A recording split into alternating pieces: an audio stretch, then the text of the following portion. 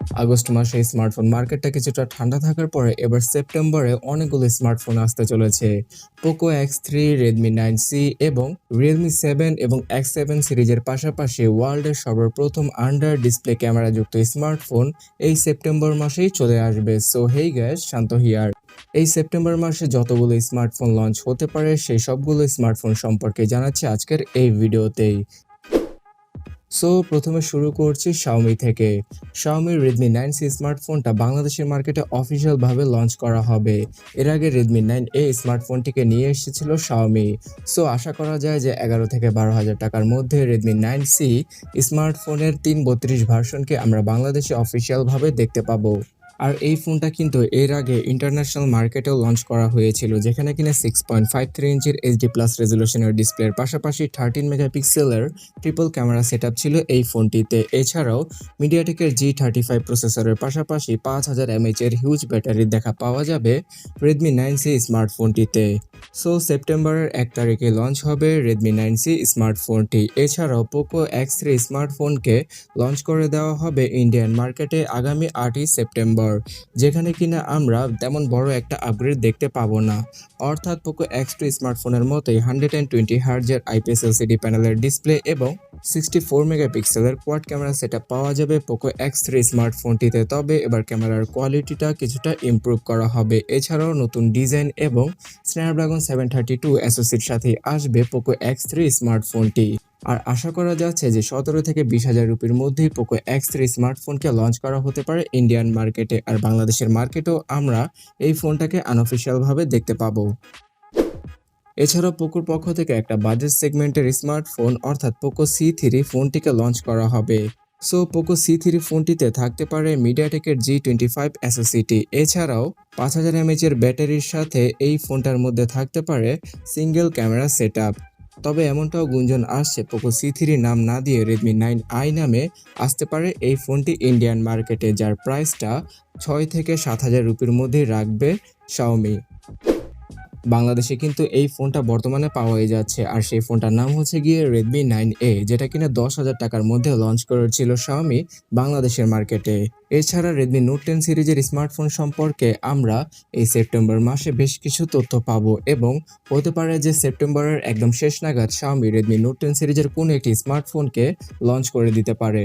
আর এবার Redmi Note 10 সিরিজের কোনো একটি স্মার্টফোনে সুপার অ্যামোলেড প্যানেলের ডিসপ্লে ব্যবহার করতে পারে Xiaomi। আর সর্বশেষে Xiaomi তাদের ফ্ল্যাগশিপ লাইনআপের Mi 10T Ultra এই ফোনটাকে নিয়ে আসতে পারে।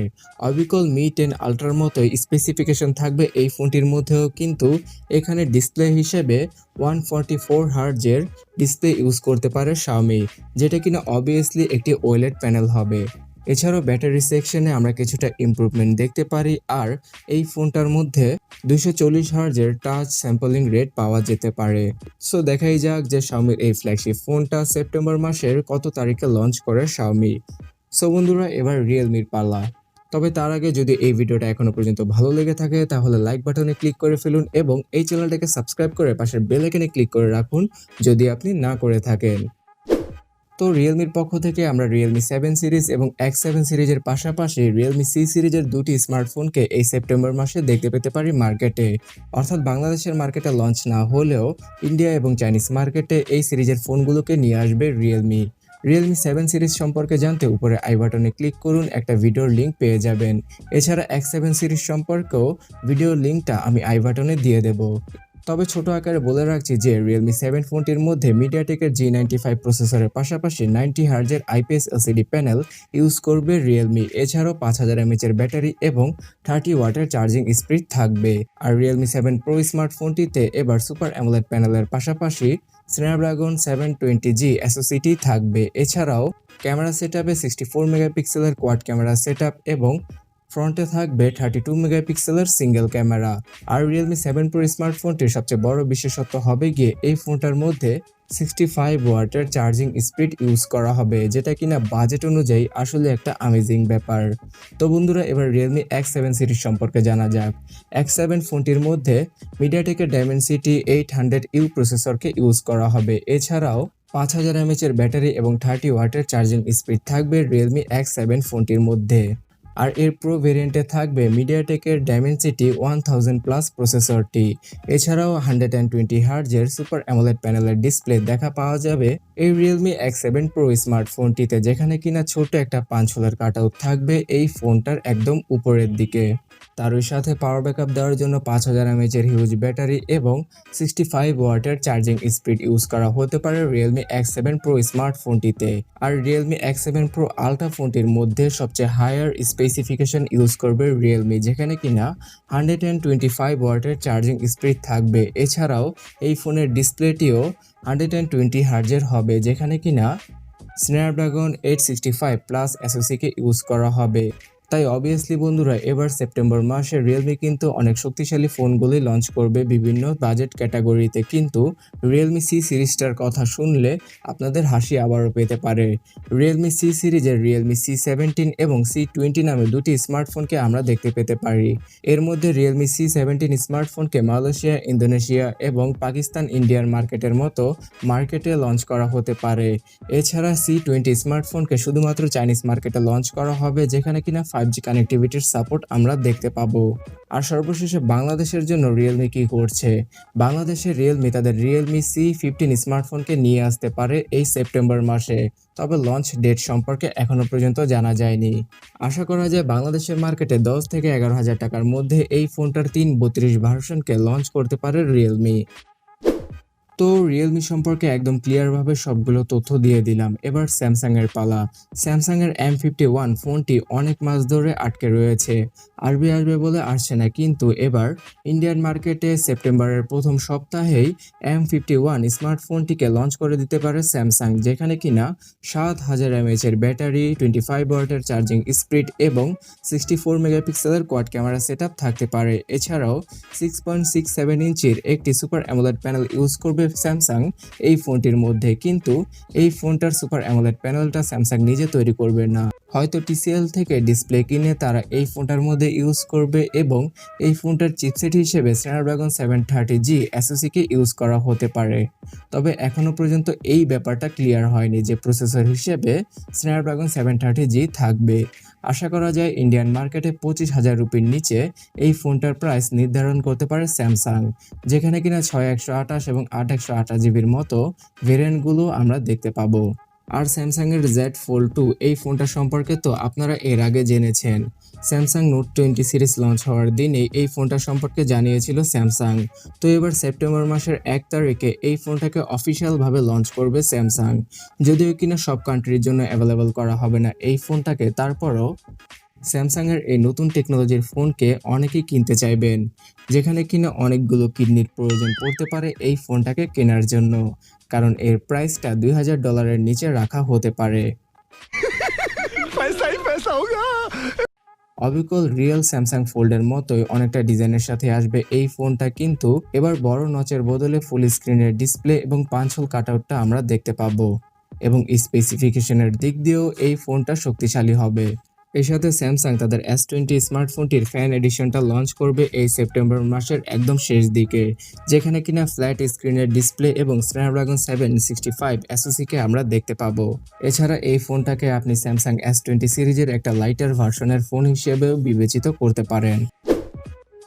আর বন্ধুরা, এখন আমরা যেই স্মার্টফোনটা সম্পর্কে জানবো সেই ফোনটা হবে গিয়ে ওয়ার্ল্ডের সর্বপ্রথম স্মার্টফোন, যেখানে কিনা under display camera technology use করা হবে। এর আগে ওপ্পো এবং শাওমি তাদের আন্ডার ডিসপ্লে ক্যামেরা যুক্ত স্মার্টফোনের প্রোটোটাইপ আমাদেরকে শোকেস করেছিল, কিন্তু ZTE এর Axon 20 স্মার্টফোনটি হবে ওয়ার্ল্ডের সর্বপ্রথম স্মার্টফোন, অর্থাৎ কমার্শিয়ালি অ্যাভেলেবল হওয়া স্মার্টফোন, যেখানে কিনা এই আন্ডার ডিসপ্লে ক্যামেরা প্রযুক্তি ইউজ করা হবে।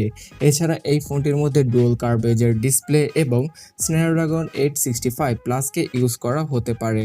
সো ফ্ল্যাগশিপ স্পেসিফিকেশনের সাথে আসা এই ফোনটার জন্য আমরা অনেকেই অপেক্ষা করে আছি কেমন হয় এই ফোনটার ক্যামেরা কোয়ালিটি, এবং আন্ডার ডিসপ্লে ক্যামেরা প্রযুক্তিতে এই ফোনটা আমাদেরকে আর কত দূর নিয়ে যেতে পারে।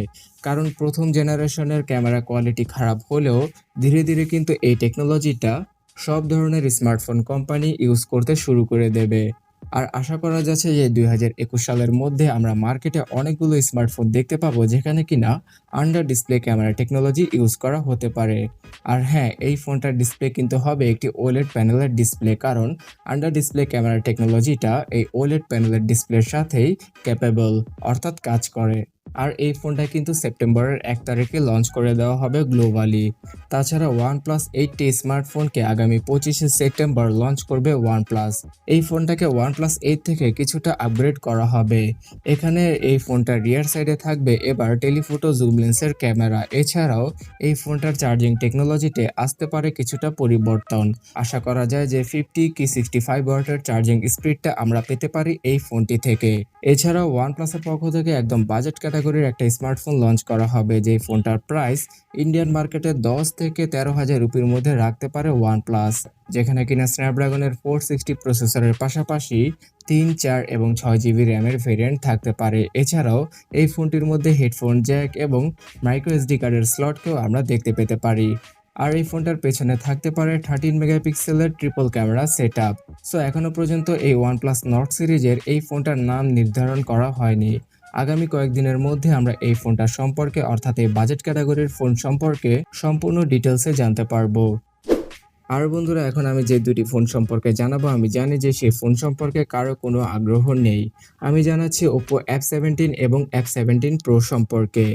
প্রাইসিং অনুযায়ী অনেক সাদামাটা স্পেসিফিকেশনের সাথে আসবে এই ফোনগুলো, যেখানে কিনা Oppo F17 এ আমরা দেখতে পাবো 6.44 ইঞ্চির একটি সুপার অ্যামোলেড প্যানেলের ডিসপ্লে। এছাড়াও 4000 mAh এর ব্যাটারি এবং 16 মেগাপিক্সেলের কোয়াড ক্যামেরা সেটআপ থাকবে এই ফোনটার রিয়ার প্যানেলে। আর প্রসেসর হিসেবে স্ন্যাপড্রাগন 662 SoC-কে ইউজ করা হবে এই ফোনটিতে।